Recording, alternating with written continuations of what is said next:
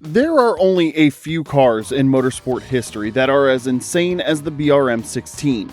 Built by British Racing Motors, this car was loud, fast, and borderline ferocious. However, it did not last long and eventually disappeared. But recently, it's made a comeback, and let's just say the world is paying attention. Today, we're going to talk about the iconic BRM that changed motorsport history, and we'll talk about what this comeback means for motorsports in general. So, let's get started. BRM, in which Reg Parnell today replaces Raymond Sommer, since killed, has been under a cloud. The end of World War II left Britain in a tough spot. Cities were rebuilding, industries were recovering, and people were searching for something to rally behind, something to spark pride. In this climate, motorsport presented a unique opportunity. Grand Prix racing was returning, and it offered a stage where British engineering could shine again, not with tanks or bombers, but with speed, innovation, and flair. This wasn't just a personal project or a privateer effort. British Racing Motors was conceived as a collaborative initiative funded and supported by over 300 British automotive companies who wanted to showcase the best of what the UK had to offer. It was a national passion project, one that would be engineered at the cutting edge and raced at the highest level. From the very beginning, BRM wasn't aiming to compete, they wanted to dominate. Their answer was a car that would make the world take notice, something no other team dared to attempt. The result was the BRM Type 15, and inside it, the most complex engine ever conceived for a Formula One car, the supercharged 1.5-liter V16. Is 16 cylinders of supercharged madness. This is one of the most complicated engines ever made, and also one of the most terrifying. Now, on paper, a 1.5-liter engine doesn't sound like much, but BRM's V16 wasn't about displacement. It was about revs, boost, and sheer mechanical audacity. The BRM V16 was designed by Peter Berthen and built by Rolls-Royce. It featured 16 cylinders arranged in a 135-degree V configuration with dual overhead camshafts for each bank. That means 4 cams in total. Each cylinder was tiny, less than 94 cc per cylinder, but that allowed it to rev sky high with a red line of over 12,000 RPM. And it wasn't just screaming, it was supercharged. This wasn't a single blower setup either. BRM went with 2 centrifugal superchargers arranged in stages and driven from the front of the engine. The system could generate up to 80 psi of boost, a monstrous figure even by today's standards. With all that pressure, the engine output exceeded 600 horsepower, with some estimates pushing close to 650 in qualifying trim. That's over 400 horsepower per liter, a figure that would still be considered elite today, let alone in 1950. And then there was the sound.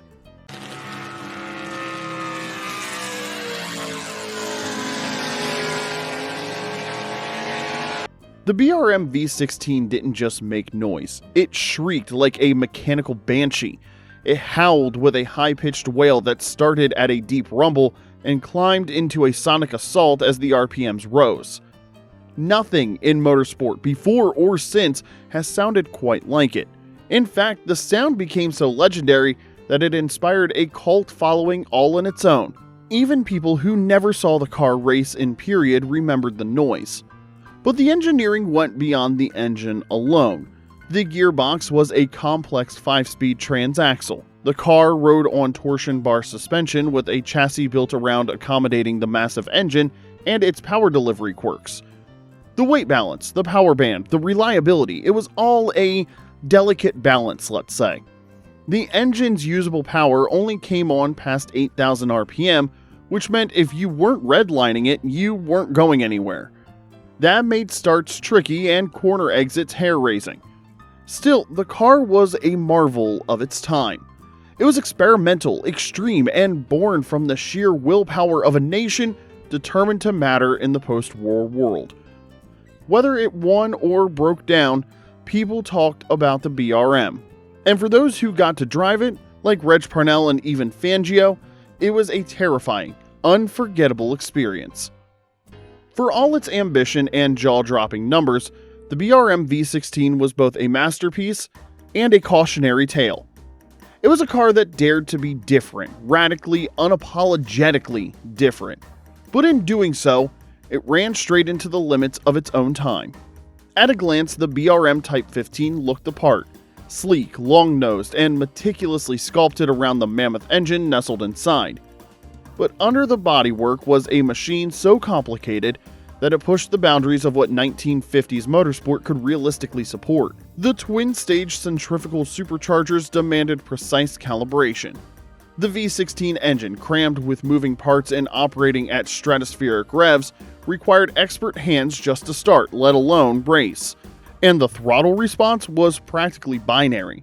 Below 8,000 RPM, it struggled to breathe. Above 8,000, and it hit like a thunderclap. For mechanics and drivers, it was a love-hate relationship. When it worked, it was magical, unmatched in straight-line speed, with a soundtrack that seemed to bend the laws of physics. But when it faltered, which it did quite often, it was a nightmare. Spark plug fouling, supercharger seals, fuel delivery issues, take your pick. There were races where it failed to complete a lap, and others where it never even made it to the grid. But the world took notice. When BRM finally made its debut at Silverstone in 1950, over 100,000 people packed the circuit just to hear the V16 scream. It was a national event, and despite the technical setbacks, the car showed flashes of brilliance. Fastest laps, blistering practice times, and moments where it looked genuinely untouchable. Still, reality caught up quickly.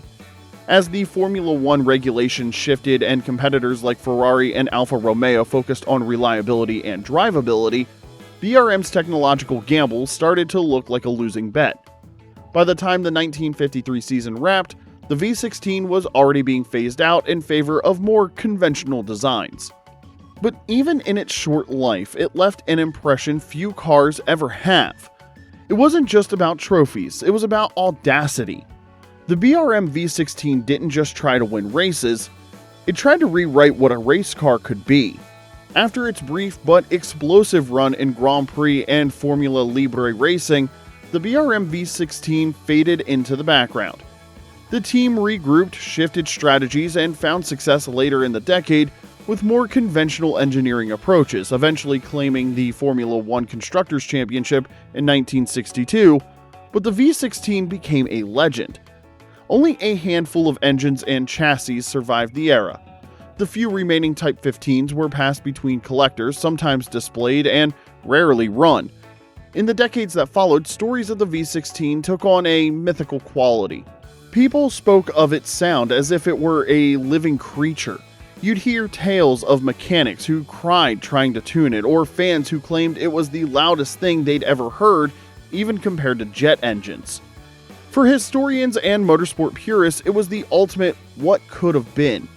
It symbolized the boldness of post-war Britain and the raw, unfiltered genius of mechanical engineering when given a blank check and a national mission.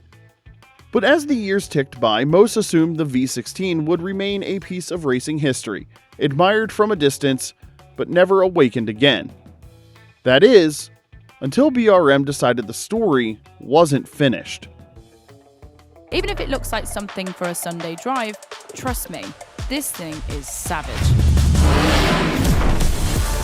In 2021, something incredible happened.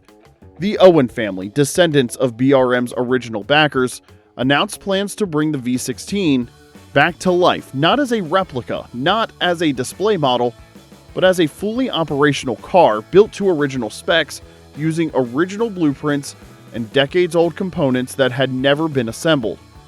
Teaming up with historic race specialist Hall & Hall, BRM set out to create 3 brand new Type 15s using chassis numbers that were assigned in the 50s, but never completed. Everything from the magnesium wheels to the handcrafted body panels to the monstrous V16 engine would be reborn down to the last detail, and most importantly, it had to run. It had to scream, and it did. In 2021, the first of the new cars fired up for the public at the Goodwood Revival. The moment it howled into life, it was like time travel. Crowds stood in silence as the engine hit 10,000 RPM, then erupted into cheers. It wasn't just a recreation, it was the return of a lost sound, a ghost from motorsport's most daring chapter. Now, BRM's mission is clear. Let the world hear this car again. The newly built V16s aren't meant to sit in private garages, they're being prepared to run. Appearances at Goodwood events, hill climbs, demonstrations, and even classic racing festivals are in the works. Each outing brings the legend to a new generation, many of whom have only ever heard about the car, never actually heard the car itself. The BRM V16 is no longer just a piece of history, it's back on track, alive, screaming, and more glorious than ever. So my question to all of you is, have you ever heard of the BRM V16? What do you think of this insane engine and the car that carried it? Let us know in the comment section below. Now, if you enjoyed this video, hit that like button and subscribe for more stories from the car world. Check out our next video on the jaw-dropping luxury secrets of Rolls-Royce. Thanks for watching, and we'll see you on the open road.